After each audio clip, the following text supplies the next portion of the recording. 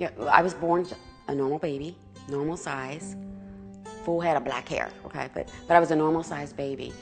And when I was about 7 years old, on the playground with my best friend, and she told me that I was so fat, you couldn't tell my butt from my belly because they both stuck out so far. That was at 7 years old that I realized that I was different. And up until then, I didn't know that I was different.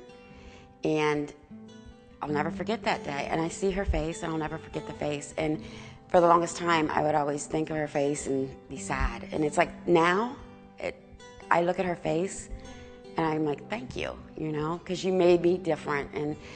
But what happened was, as I grew up, all I could think about was that I was different. And I wasn't huge, but I was bigger than most kids. So I got teased a lot, but I would go to bed every night and just pray that I would wake up skinny the next day. And it never happened. And I suffered a lot. Kids are mean. So when I got to be, I believe it was a junior in high school, I realized there was a lot of things I couldn't control, the teenage sadness, teenage confusion. There's a lot of things I couldn't control, but the one thing I could control is what I ate. And I stopped eating. And for about a year, I did the no eating, the binging, purging, but I lost a lot of weight. And I got down to really tiny.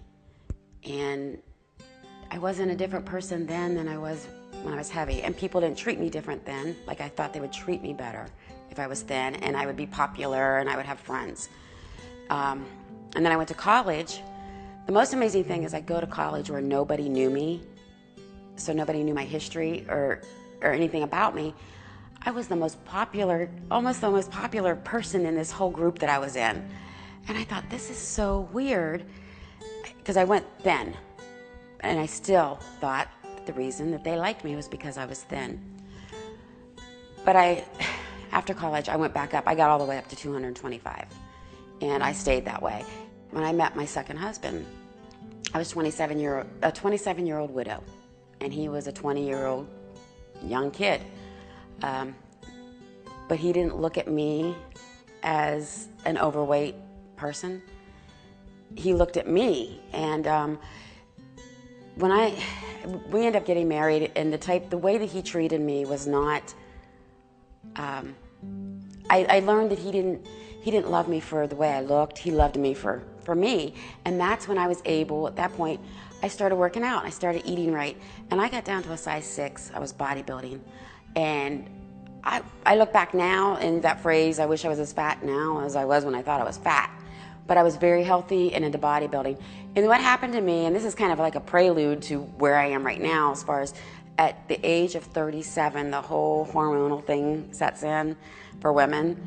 And I ended up gaining like 40 pounds. And I was still working out, still watching what I ate. And I gained about 40 pounds. I was diagnosed with hypothyroid, premenopause, fibromyalgia. I went through depression and everything, but I gained the weight.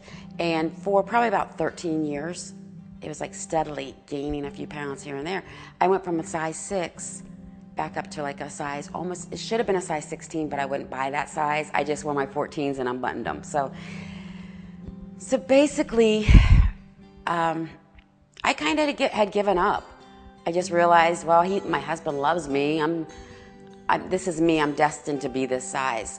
And after Judy told me about Skinny Fiber, and I didn't even take a before picture because I'm like, it's just another thing that's not going to work, but I'll take it. The first thing that I noticed within 2 days is my IBS, which I suffered with most of my life, was gone. For about a year, because of the whole hormonal menopausal thing, I'd had bloating every day, and the bloating was down. And probably within a week, it's just I felt better. It wasn't like an energy where you jumped around and you were shaking all day. It was just like you were awake and you felt good. About 2.5 weeks, I noticed that I started to eat a sandwich and chips. And I ended up giving them to my dogs because I really didn't want it.